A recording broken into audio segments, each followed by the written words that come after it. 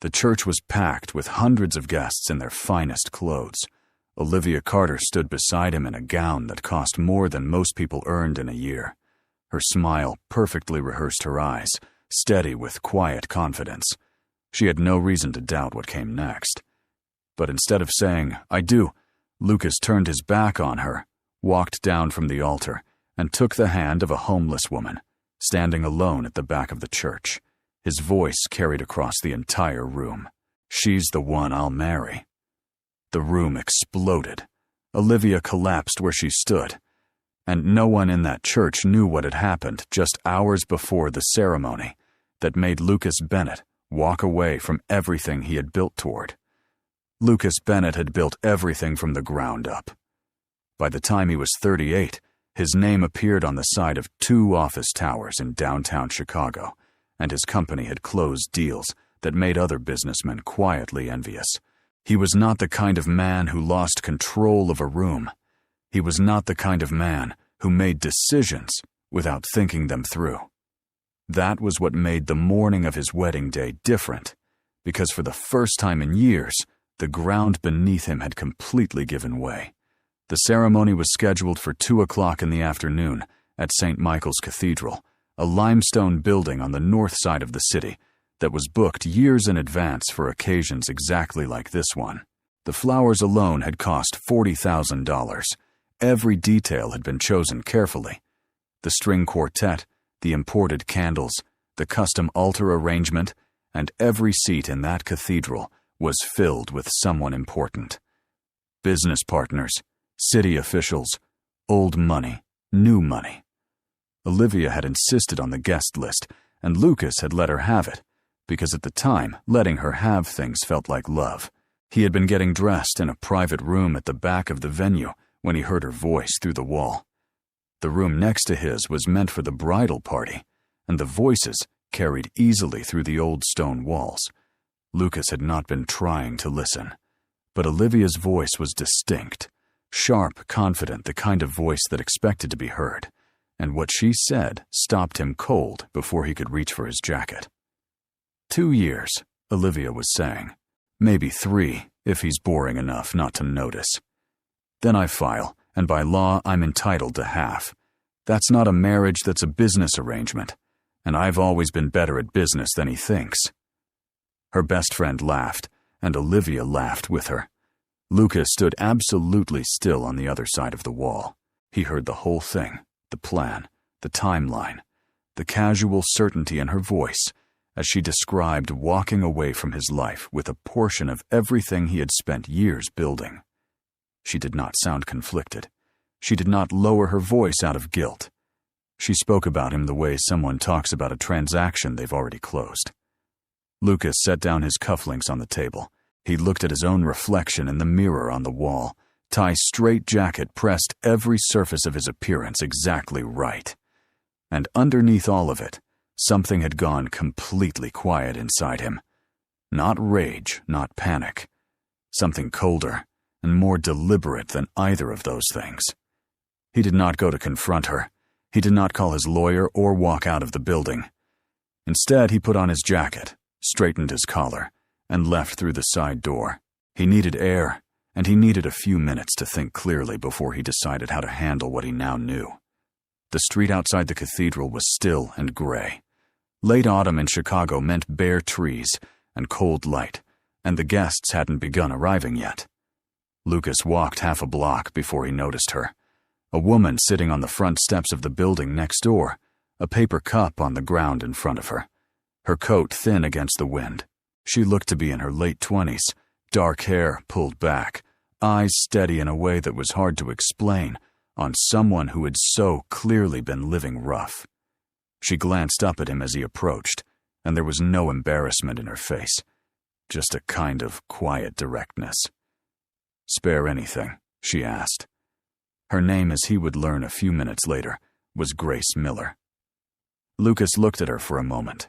He reached into his pocket, pulled out 2 folded bills, and handed them to her, without counting them. She thanked him, and then he did something she clearly didn't expect. He sat down on the step beside her. He was in a full wedding suit. She was wrapped in a second-hand coat. Neither of them said anything for a few seconds. "I need a favor," Lucas said finally. "It's strange. You can say no." Grace looked at him sideways. "I'm listening." He explained it simply and without embellishment. He was supposed to be married in a few hours. He had just found out the woman he was marrying had been lying to him from the beginning. He wasn't going to call it off quietly. He wanted to end it in a way that made the truth undeniable in front of every person Olivia had invited to watch her perform. All Grace had to do was be inside the church and stand near the back. When the moment came, Lucas would find her. She wouldn't need to say anything. She wouldn't need to do anything except stand there and let him take her hand. Grace stared at him. "That's the whole plan." "That's the whole plan," Lucas said. She was quiet for a moment, turning the folded bills over in her hands. He could see her thinking it through, the strangeness of it, the risk, the question of whether this man in an expensive suit was someone she should trust even briefly. Lucas didn't push her. He waited because he had learned years ago that pushing people rarely got you what you actually needed from them. "How much?" Grace asked. $5,000, Lucas said. "Cash. After." She looked at him once more, long enough to make her own assessment. Then she nodded. "Okay," she said. "I'll do it." Lucas stood and offered his hand. Grace shook it, and there was something almost formal about the gesture. Two people sealing an agreement on the steps of a building while the wind moved through the empty street. He told her where to enter the church, which door to use, and where to stand. He told her not to approach him, not to speak to anyone, and not to leave before the ceremony began. Grace listened carefully and asked one question. "What happens after you take my hand?" "We walk out," Lucas said. "That's all." He straightened his jacket and turned back toward the cathedral. Inside, 400 guests were beginning to arrive. The string quartet was warming up. And Olivia Carter was standing in her dressing room, completely confident that in 2 hours, everything would go exactly as she had planned. She was wrong. By 1:45 in the afternoon, St. Michael's Cathedral was full. The string quartet played something soft and unhurried near the front, and the sound drifted back through 400 people who had dressed carefully for exactly this kind of occasion. The pews were filled with people who knew how to behave at events like this, quietly, impressively, with the right amount of warmth and the right amount of distance. They spoke in low voices and checked the programs they'd been handed at the door, and the whole room had the particular feeling of an audience that already knew the ending and was simply waiting to see it performed. Lucas stood at the altar with his hands folded in front of him. From where he stood, he could see the entire length of the cathedral, the arched ceiling, the tall windows, the rows of guests arranged in perfect symmetry on either side of the aisle. He could also see the back of the church and the side door near the last pew where Grace had said she would enter. He hadn't looked for her yet. He kept his expression neutral and his posture straight, because every person in that building was watching him, and the last thing he needed was for anyone to suspect that something had already changed before the ceremony even started. The minister, a gray-haired man named Reverend Douglas Hayes, who had performed more weddings than he could count, stood at Lucas's right with his book open. He gave Lucas a small nod, the practiced, reassuring kind that ministers give to nervous grooms. Lucas nodded back. He was not nervous.